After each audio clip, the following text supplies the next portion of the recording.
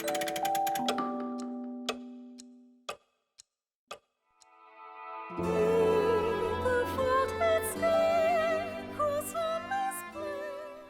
suffer from something known as choice paralysis. You may be familiar with the term, and if you are, I'm going to assume that you've experienced it sometime before. For those of you that are blissfully unaware, I'll give you a brief explanation. Choice paralysis, when referring to games, is knowing you want to play something but not quite knowing what that something is. In the past, I've wasted hours of my life trawling through dozens of games with the full expectation that each new game that I boot up will be the digital environment that I'm immersed in for the next 48 hours of the weekend. Alas, I'm regularly faced with disappointment after 10 minutes, and shortly thereafter I'm sat staring at the loading screen of what is bound to be yet another failure. I've recently noticed a few repeat offenders in this process, and Dragon's Dogma is one of them. This is not a poor reflection of the game, believe me when I say it's one of my favourite games to date, but I have noticed that I often launch the game with the intention of slaying fierce beasts by numbers, but promptly realise that the hundreds of hours I've pumped into the game on both PC and console iterations hinder my enthusiasm towards venturing further into the world of Grancis. Despite these frequent brick walls, I still establish that Dragon's Dogma fits the genre in which I want to play, and so in the hopes that I can sate my hunger for this style of gameplay, I turn to Google for a helping hand. Through numerous searches over the years, I've come to expect the same suggested titles. Skyrim, Dragon Age, etc. obvious suggestions that tick the open world RPG box, and among them is also Shadow of the Colossus, appealing to the clambering mechanic within Dragon's Dogma, and Monster Hunter for the, well, monster hunting element. The lists are obviously relatively varied in suggestions, with some including games that bear virtually no similarity to Dragon's Dogma. But without fail, there's always one series that seems to get a particularly large amount of spotlight, and I've often wondered why. I'm of course referring to the Dark Souls series. Don't get me wrong, I can see the obvious similarities, but I can't help but notice the glaring opposites too. So in this video I'm going to be looking at both games and discussing where I find the games compare closely, as well as areas in which I consider them to be chalk and cheese. Now I'm no stranger to the Souls series, in fact I'd probably consider myself to be somewhat of a veteran. In brief, I've played all the Souls games multiple times through, including that of the PS3 exclusive Demon's Souls, so I feel my opinion on these games is fairly credible. Having said that, I'll be talking about Dark Souls 1 for this particular video because it shares a similar release window to that of Dragon's Dogma. First of all, I want to talk about the difficulty of both games. Dark Souls was marketed as a challenging game from its inception. This was later pushed on us with the Prepare to Die DLC. This has since grown to be one of the core features of Namco Bandai's marketing. We understand by now that the Souls series is known for its difficulty, and by simply beating the game, you have achieved some sort of impressive feat. There is no denying that the game poses an obvious challenge, but what it also offers is fairness. Bar the rare and unfortunate scenarios where the game may glitch on you, 99% of the time the death of your character is most likely your own fault. Whether it be misjudging a role or attacking wildly when the victory calls for restraint, you as the player needs to think before you act, or you'll be seeing this screen a lot more than even what the developers envisaged. According to some members of the Dragon's Dogma community, this difficult gameplay style, synonymous with Dark Souls, has somehow found itself attached to Dragon's Dogma. Contrary to this, however, both games deliver difficulty in very different ways. As one example, Dragon's Dogma gives you a choice of normal or hard mode when you first start, a feature that you won't find in any Soulsborne game. As another example, in Dragon's Dogma your health replenishes via an infinite amount of curatives scattered across the game's open world. Dark Souls instead gives you a finite resource that can only be replenished upon sitting at a bonfire, and in doing so respawns all enemies apart from bosses. To further solidify my argument, I want to look at the death system. Death isn't something that is commonly referred to as a mechanic in games. Most of the time it simply refers to the act of punishing the player for making a mistake. I would claim that death is a mechanic that greets you with open arms in Dark Souls. In some cases this is even forced upon you in order to progress. You are punished in traditional gaming fashion, and you lose the progress you've made, forcing you to replay the section from the nearest bonfire. To rub salt in the wound, however, you are then also robbed of your souls, thus robbing your ability to level up, purchase items, yada yada yada. The mechanic therefore teaches you to adapt to your surroundings and to learn sometimes to be conservative with your actions. For anyone that hasn't played the Dark Souls game, let me inform you that this is quite possibly the defining feature of the Soulsborne series, and is partly why the games are considered to be such a challenge. The player needs to safely advance through the world of Lordran while collecting souls to level his or her character to face off with the next challenging enemy. Dark Souls is void of any quick saves, chicken hats, hints, or cheat codes. Death in Dragon's Dogma simply means death. There's no bells, no whistles, no hidden undertones. If you die in the world of Grancis, you die in the world of Grancis. The design of Dragon's Dogma is focused far more on you preparing before each excursion, and so developers haven't formulated a system for your character's death to be any more than exactly that. Your only punishment, albeit quite a harsh one, is the hours of progress that you may lose due to the rarity of autosaves. This either tells you to save frequently or to adopt the ever-vocalized preparation system. What I love about the decision to use less checkpoints is the way it can create a real sense of tension in battles.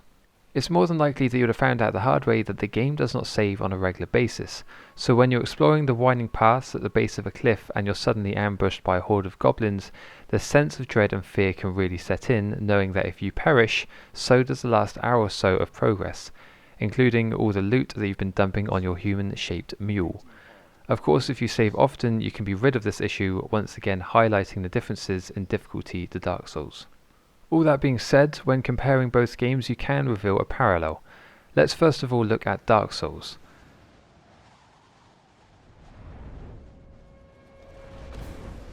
Upon first arriving in Lordran, you have a number of different paths to take, and despite the fact that the route to Undead Burg is probably most visible, I distinctly remember my first enemy encounter was against the ghosts in New Londo.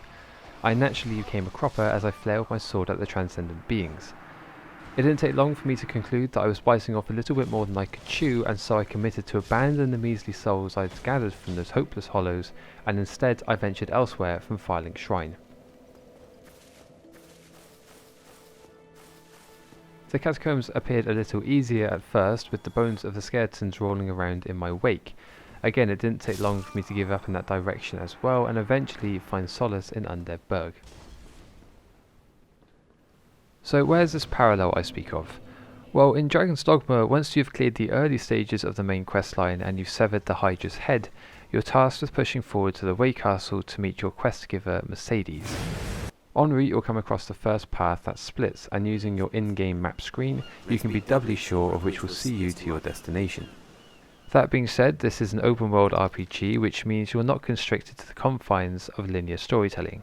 I know that a lot of people just like me won't have necessarily followed the proverbial yellow brick road, and in doing so would have taken on a gang of bandits atop a hill prone to rolling boulders. Suffice to say, these bandits can be a force to be reckoned with. What makes this encounter a little different to a lot of other games is that you're not going to know about their lethality until you've actually been hit by one of them, as you're not granted with the courteous icon discouraging you from proceeding. Instead of feeling like an immediate hero, you're made aware early on that if you enter unfamiliar territory, you may find yourself against a formidable foe. This means that you have to accept the fact that from time to time you must turn and run. There is even a loading screen dedicated to this very tactic. What's important to understand here is that both developers trust us to discern which direction we should tackle first. There is no wrong direction, but there is quite clearly a correct direction. Staying within the realm of difficulty, I want to move on to the combat in both games. While Dark Souls relies heavily on iframes and acute timing of attacks, Dragon's Dogma takes a very different approach and focuses far more on relentlessly hacking away at your enemies. The antithesis of this can be demonstrated by analysing both games' stamina systems. Dark Souls hinges on the stamina system, and every offense and defense is dominated by this system, and without it Dark Souls would probably pose far less of a struggle to beat. At first glance, one might claim that Dark Souls combat is actually quite shallow. In reality, it actually possesses some of the more tactical and well-structured combat systems in recent years. I've spoken about this in another video, but we seem to have fallen into a generation of combat damn near similar to that of quick time events. Once you have seen an enemy swing, you can hit one button to parry and another button to deal damage. Many games have adopted this approach, and I generally praise the animation and fluidity, but I've increasingly had issues with the lack of innovation. It's nice to be able to say that From Software didn't use the staple tactic when creating the combat system for Dark Souls. The stamina system in Dragon's Dogma can be considered far more forgiving. Simple attacks will not drain your stamina at all, for example. It's only when you start performing attacks with the modifier that it actually begins to take a hit. Your stamina bar will even begin to replenish if you continue to swing your weapon using the unmodified attacks. If you deplete your stamina to the point of exhaustion, you can be left open to attacks, but your companions, known as pawns, can easily and quite efficiently give you a pick-me-up. Not to mention the plethora of stamina increasing consumables found in the game's open world that you can store in your generous inventory. This is where one of my personal dislikes towards Dragon's Dogma's combat and recovery system becomes apparent. Let me give you a hypothetical. You've been taken by surprise by a formidable foe, and you're at death's door before you know it. Let's use the enemies beyond the rolling boulders I mentioned earlier for argument's sake. In order to heal your character, you open up your inventory, select the chosen curative and consume. Upon exiting the inventory, you're greeted with the curative immediately having taken effect. I'll be the first to admit that I'm not a fan of this design, as it robs you from the frantic combat and simply relies on how fast you can hit the inventory button before the critical strike, thus allowing unlimited amount of time for you to apply as many buffs as you please and plan your next move. I'll even go as far as saying that Skyrim's healing system is superior, as you at least have to consider the speed in which the curative will initiate. This highlights a huge difference between the healing system in Dragon's Dogma versus the elegant Estus system found in Dark Souls. In Dark Souls, surviving in combat can be determined by a few factors. For example, if you've taken damage and want to heal, the key to survival is not spamming the Estus button, as it will likely leave you open to follow-up attacks by the enemy. Instead, you need to trust your abilities to maneuver away from incoming attacks and find a safe opportunity to heal. This well-designed system also applies to buffs and when trying to administer antidote for poison. In Dragon's Dogma's defense, it stresses that you should prepare before encountering danger, and if you happen to miss the loading screen that clearly states it, you'll be sure to pick up on the hint from the relentless ramblings of your pawns. The way I see it, the process of stocking up and preparing before each expedition is part of the game's combat in and of itself. I found the best approach is to equip my character with 2 or 3 of the key curatives. For example, flask of oil to fill the lantern, potent greenwarish for severe injuries, scrag of beast for stamina, light cure for blindness, and 1 panacea for good measure. Like I said, although I'm not a fan of the healing system through the inventory, I'm a real fan of the extensive preparation system. Few games out there have given me that real sense of going out on a proper adventure.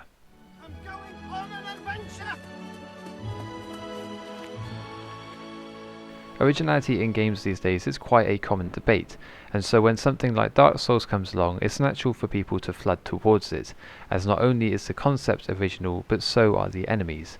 The bosses within the series are one of the biggest pulls for the developer's demographic, and the factor that makes these games so successful is surrounding the question, what monstrosity will I be going up against next? I distinctly remember being horrified at the sight of the gaping dragon during my first playthrough of Dark Souls, and even now, after being very familiar with the game, it can still send shivers down my spine. The same applies to the ceaseless discharge, but perhaps I'm flinching more at the grotesque name. My point is, when playing Dark Souls, you can be damn near guaranteed a unique boss, at least by appearance and origin.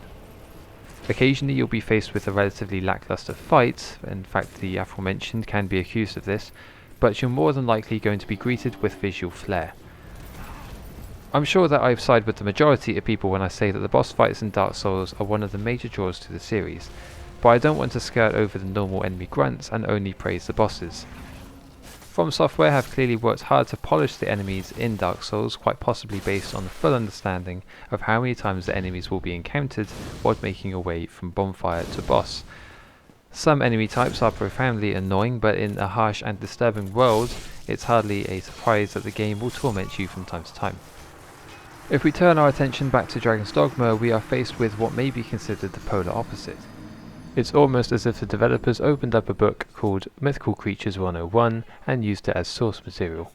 We are therefore pitted against goblins, harpies, ogres, cyclopses, dragons, griffins, and some may see this as uninventive, but I actually think it was a great choice to use typical folklore creatures. By taking enemies that have already been established via other fiction, they can spend less time exploring why these beasts exist, and instead allow more focus on other areas of the game's creation. The beauty of this design is that you won't necessarily be limited to one encounter with each beast, as these are natural inhabitants of the game's world. The lore behind the bosses in Dark Souls are often the reincarnation of an old knight, or a cursed soul of an ancient giant vilified by its brethren thousands of years ago, or something equally obtuse. This obviously limits their existence somewhat, and in turn it means you're restricted to only one encounter per playthrough. This is a shame, as you may have to wait a considerable amount of time until you get to fight your favourite boss again. But in the same vein, you're treated to a system that manages repetition very well, considering the game's premise. As I already mentioned, the game's challenging combat is a defining feature of the Dark Souls series, but another element praised frequently is its level design. The design of Lordran is amongst some of the best I've seen in the last decade of gaming. I'm going to echo the opinion of many others now, but the moment I found myself arriving at Firelink's Shrine after travelling down the elevator from under Berg simply epitomises the level design of the whole game. Other moments where this excellent design is apparent is the painted world. The claustrophobic corridors and verticality of the area really throws you off course, and during these moments is where I find the game really shines. Suffice to say that the level design in Dragon's Dogma is nowhere near talked about as much. People don't reference the intricacies of the game's pathways and the profound detail of how the game loops back around to form the perfect shortcut. I think it goes without saying that Dark Souls is wearing the crown for level design at present. Although I understand that to be the general consensus, I still firmly believe that Dragon's Dogma possesses one of the best designed open worlds to date. Capcom are amongst the few developers out there that are able to understand that bigger doesn't always mean better. Most developers in this day and age attach the adjective heavy statement when describing their game's beautiful, massive open world. Dragon's Dogma, on the other hand, doesn't brag about how many square miles you get to explore, as it instead possesses a world with narrow paths and bottlenecks. Now don't get me wrong, I'm not suggesting that Goliath game worlds are bad. Trust me, I enjoy the prospect of exploring a map for hours upon hours only to find I've barely scratched the surface. I also understand that we as a species are forever striving towards new discoveries via exploration. If we look back centuries, we have the founding of new continents, and if we look forwards, we have interplanetary spaceflight. When offered the chance to explore a massive, beautiful open world in the 15th century, you ran the risk of death by any number of ways. The difference is that now we're able to do this within a virtual space in the comfort of our very own homes. So to emphasize, I want to see this creation of massive, beautiful open worlds in the future of game design, but what I love about this medium is its ability to offer such incredible diversity. Dragon's Dogma's map creates a certain amount of linearity to offer more structured combat and set pieces, as well as keeping the exploration you find in other open world games. Okay, so it's here that I've decided I'm going to lay my cards on the table. I've struggled to write a comparison about these two games despite the fact that many people deem them to be very similar. I think this is due to me considering Dragon's Dogma to be the underdog. Dark Souls has seen 2 sequels and a game of a very similar ilk in the form of Bloodborne. This has therefore catapulted the series into gaming pop culture and even founding a new genre known as Souls-likes. Although Dragon's Dogma has done very well in terms of sales and revenue, I believe that comparing Dragon's Dogma to Dark Souls can do a disservice to the former. I know that sounds quite contradictory considering the premise of this video. I'll admit that I can probably become a little over-defensive when talking about Dragon's Dogma, but personally I feel the game has burrowed its way into a lonely subgenre that no other games can seem to fit into. I understand that I may be coming across as an overly sentimental arsehole, but it speaks volumes that when I search for similar games to Dragon's Dogma, I'm immediately dismissive of Dark Souls when I see it as a suggestion. In fact, in my stubbornness, or some would argue stupidity, I actually began the process of creating this video by listing off features that I found unique to Dragon's Dogma. However, I quickly realised that all the points I was making could easily be attributed to Dark Souls. Dragon's Dogma possesses a large and distinctive open world, a unique companion system, a well-designed combat system, crafting capabilities, vastly different atmospheres that severely change the game's core mechanics, irreversible decisions, epic boss fights, original storytelling. In fact, you could attribute a lot of these features to many decent RPGs out there, so clearly I carry some kind of bias towards Dragon's Dogma. So where does this leave me? Well, it leaves me with a continued predicament. Although I have an appreciation for what other games have in common with Dragon's Dogma, I am still burdened with this inability to find a game that can deliver the same type of experience. I think I'll have to grow to accept that there is naught out there that can strike the same chord as Dragon's Dogma, and I will live on, bearing this choice paralysis with no panacea to aid me.